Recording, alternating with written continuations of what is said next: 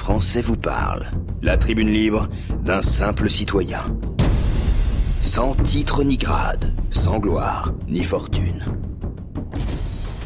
Bonjour, mais que se passe-t-il donc ? Voilà que tous les services informatiques, y compris de l'État, sont attaqués.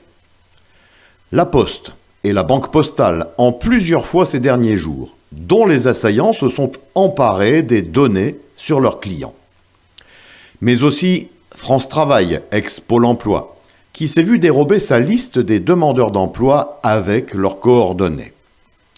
La Fédération française de tir, qui a subi le même sort après que des intrus aient capté la liste de ses licenciés, tous tireurs sportifs, dont les pirates informatiques ont bien compris qu'ils sont pour la plupart censés détenir des armes à leur domicile.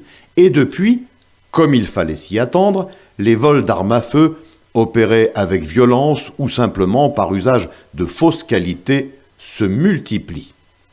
Et n'oublions pas les hôpitaux qui, eux aussi, ont fait l'objet de ces attaques informatiques et tant d'autres services.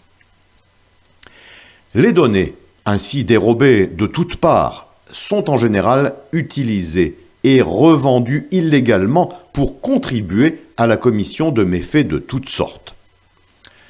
La réalité nous montre le revers de la médaille, car sous le couvert d'une plus grande facilité ou rapidité de travail qu'elle nous offre, l'informatique nous rend extrêmement vulnérables, à la merci de quelques génies tordus qui savent en détourner tous les systèmes de sécurité mis en place.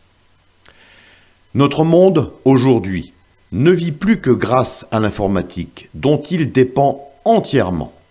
Et nous n'avons peut-être pas encore connu le pire. Car tout s'arrêterait brutalement si demain, nous devions, pour quelque raison que ce soit, subir une panne géante et durable d'électricité dans tout le pays, l'informatique ayant besoin de cette énergie pour fonctionner, quand tout ne peut plus se faire que par elle ou grâce à son intelligence artificielle qui pose elle aussi question. Dites-vous qu'en pareil cas, c'est toute la France qui serait paralysée, avec des conséquences gravissimes pour les petites gens que nous sommes qui serions, au final, les principales victimes de tout un système appelé à pouvoir se retourner contre nous. Mais bon, restons positifs et rassurons-nous en nous disant que cela n'arrivera jamais, n'est-ce pas ?